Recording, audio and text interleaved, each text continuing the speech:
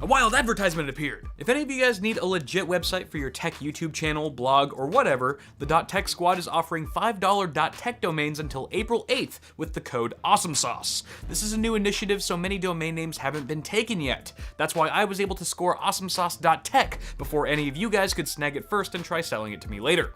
Trolls. Go check it out. I put a link in the description. Okay, bye. What's up, guys? Today I'm dealing with a topic that might not require much explaining to you DIY veterans out there, but for the novice or first-time PC builder, choosing the parts for a PC and ensuring they're all compatible with each other can be a daunting task. So to make life a little easier for the young PC master race, I've decided to throw together the ultimate PC hardware compatibility guide. The first step is to make a list of parts on PCPartPicker.com and see if you pass the site's compatibility check. If it checks out, you're done. Guys, thanks for watching. I hope you learned a lot from this video. Wait, hold on. Let's back up. I decided to throw together the ultimate PC hardware compatibility guide. Now, while a PC list-making site like PC Part Picker already offers a built-in compatibility checker, after doing some research, I found that such automated systems aren't always 100% accurate, especially when it comes to gauging specific clearance parameters or taking specialized situations into account. So hopefully by the end of this video, you'll have a greater understanding of how various PC parts relate to each other, and thus a higher chance of choosing all the right hardware. That being said, I use PC Part Picker all the time, personally. It's a fantastic site that I'd recommend using to part out your build. I'm just giving you the necessary information in this video that a universal algorithm can't always provide. So in order to thoroughly explain the vast network of PC Part Association, I've been working with a team of highly intelligent field mice to develop the Octagon of Compatibility. These are the 8 main parts you'll most likely need to build your next PC. For the record, I've omitted optical drives here because 1, they're not nearly as relevant these days, and 2, there was no more room in the Octagon. Looking at the chart, you can think of each of these parts as a puzzle piece that needs to fit with certain other parts in the group to make a working computer. Here's what all the compatibility lines for every part looks like, and we'll be going over each of these today. Now, I can tell most of you are already like, "F this, I'm out of here," but don't saddle up just yet, because I'm gonna break it down for y'all nice and simple so that even a child or a Donald Trump supporter can understand. Rather than trying to tackle all these lines at once, let's start by talking about the computer case and work our way around the Octagon. So for starters, the relationship between cases and motherboards is pretty simple. Motherboards come in a number of sizes or form factors, but the most common ones from smallest to largest are Mini ATX, Micro ATX, ATX, and Extended ATX, or EATX for short. Once you know what kind of board you're dealing with, you can look on a case's product page to see what types of boards it supports. Some cases support more than one type of board, but I would advise against putting a small board inside a larger case if you want to use your system to its fullest. Additionally, your motherboard should have the necessary headers for plugging in your case's front panel connectors. This includes the elements at the front of your case, like USB ports. To avoid a lifetime of pain and sorrow, take a look at exactly what external connectors your case is rocking, then check for the corresponding headers on your motherboard. As a quick pro tip, a single USB 3 header on your motherboard can support up to 2 USB ports on your case, and the same goes for a USB 2 header. Your GPU or video card also needs to fit comfortably inside your chassis. First, check to see how many PCI slots your video card has, then verify that your case has the same number of expansion slots or more. These days, most cards are only 2 slots wide, and most cases have at least 2 expansion slots, so this really isn't a big concern. If anything, you're more likely to run into clearance issues with the length of your GPU. Again, check the manufacturer's website, this time making sure that the length of your video card is shorter than the case's maximum supported graphics card length. The height and thickness of the card's cooler can also pose clearance issues, but usually that's only if you're building inside of a toaster. The CPU cooler has a similar relationship with your case as the GPU. If you're going with a non-liquid air cooler, the main thing to look out for here is the height of the cooler versus the case's maximum supported CPU cooler height. For all-in-one liquid coolers, pay attention to its radiator size, which is usually either 120, 240, 280, or 360 millimeters long. Then check to see if the case in question supports radiators of that particular size. To guarantee a case's compatibility with a power supply, there are 3 factors to consider here, the first one being form factor.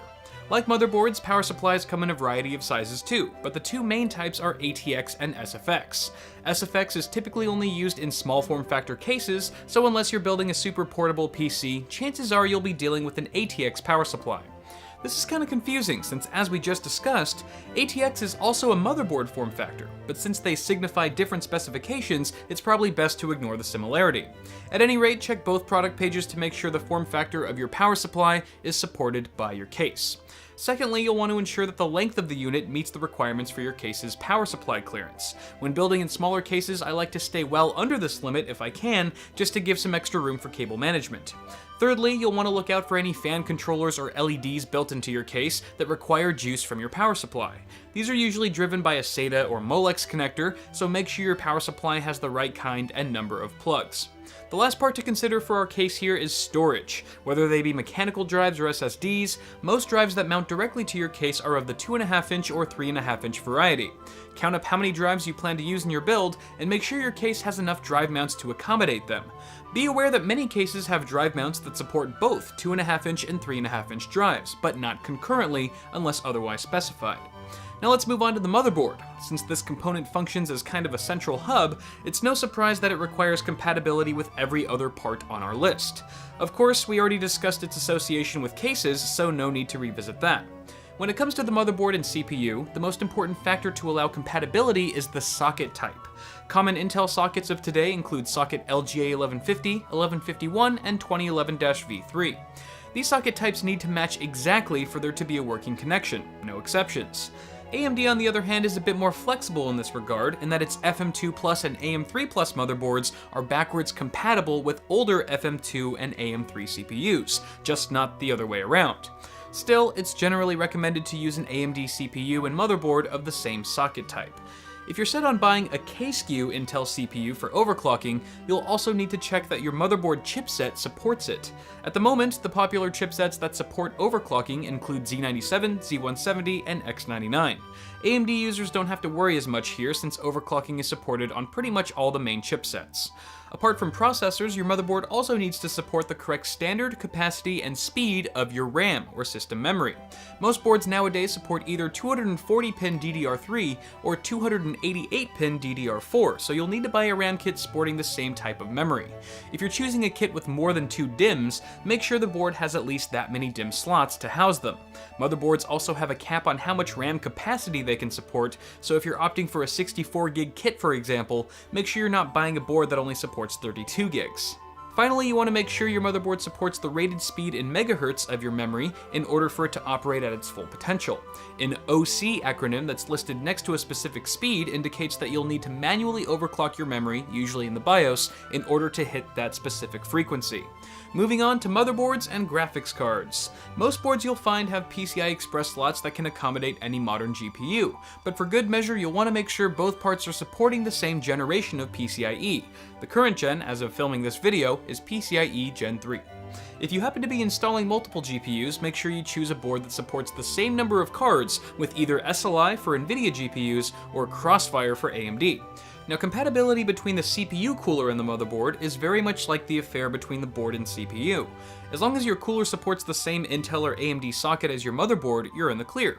Luckily, most air and liquid coolers support the vast majority of popular sockets, but still be sure to double check before pulling the trigger. Like everything else in the PC, the motherboard gets powered by the power supply, but not every power supply has the right connectors to power any board. The first of 2 main plugs to consider here is your EPS CPU connector. This will either be a 4-pin or more commonly an 8-pin plug on your motherboard.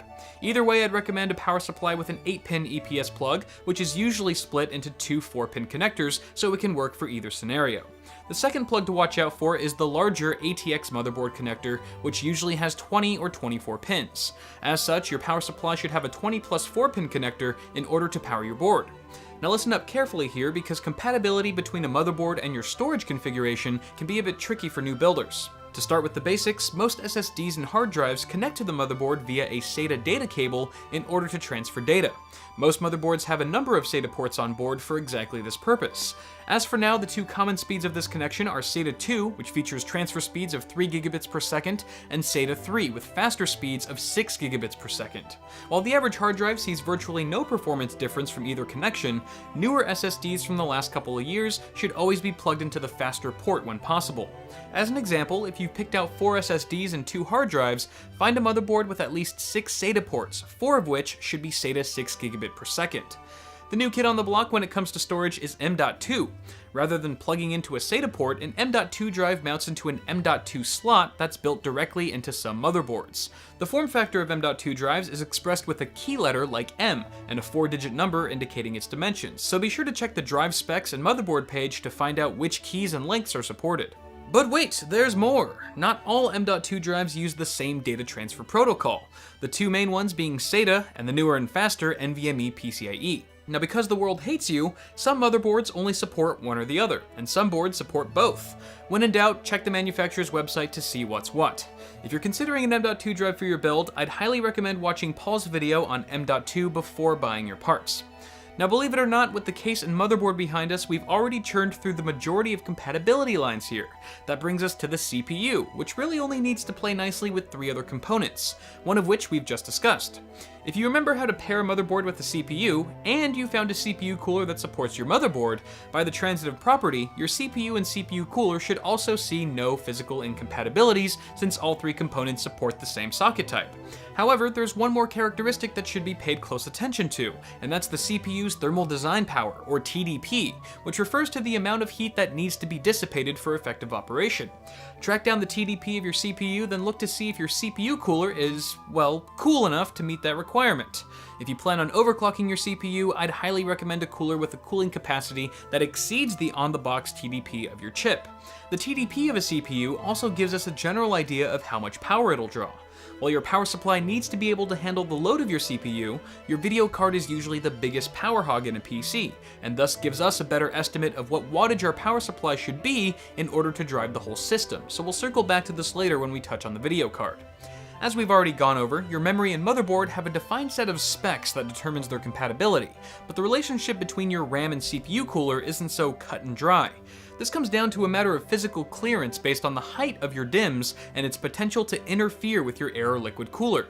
Larger air coolers with wide heat sinks or multiple fans can often block access to your DIMM slots, leaving no room for installing your memory modules. A couple ways to avoid this tragedy include finding an air cooler with high RAM compatibility or choosing a low-profile memory kit, which will greatly reduce your chance of interference. To be on the safe side, you should also research your model of CPU cooler online to see if it's caused any clearance issues for fellow builders. All-in-one liquid coolers can pose similar clearance problems with their radiators or radiator fans. This is particularly a concern if you plan on mounting your radiator at the top of your case, where it could potentially hang down too low and clash with your DIMMs. Again, a low-profile memory kit can do wonders here, but equally effective is choosing a case that features either a top radiator mount with ample spacing away from your motherboard, or radiator support on different sides of the chassis.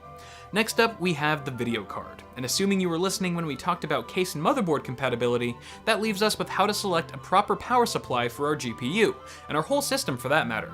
On the graphics card manufacturer's website, it should list in plain view the minimum recommended power supply wattage required to drive the entire system safely. For peace of mind, I typically opt for a unit that's about 100 watts greater than this recommendation, and 150 watts greater if I plan on overclocking my CPU and video card. If you want to find out exactly how much power your system will draw, add all of your parts to a list on PC Part Picker, and the site will spit out a fair estimate of your PC's total power consumption before overclocking.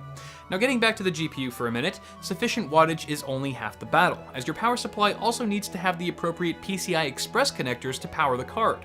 Unless you're dealing with a low-power GPU with no PCI connectors, most cards will have a number of them in 6-pin or 8-pin varieties. Check to see that your PSU has a sufficient number of the correctly sized plugs, or you'll be stuck with an overpriced paperweight. Keep in mind that many power supplies feature 6 plus 2-pin PCIe connectors, which can be used for either a single 6-pin or 8-pin plug on your graphics card. At this point, we've talked about nearly every part associated with the CPU cooler, but there are some rare instances where your cooler can interfere with your power supply.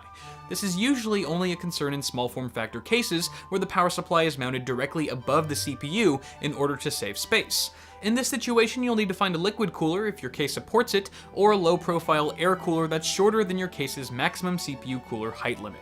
As you guys can see, there's really not much left to say about our power supply either, other than its requirements for storage.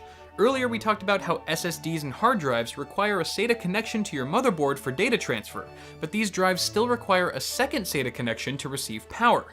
As such, your power supply needs to have at least one SATA plug for every one of your hard drives, and don't forget to account for any other elements like fan controllers or LEDs that require SATA ports as well.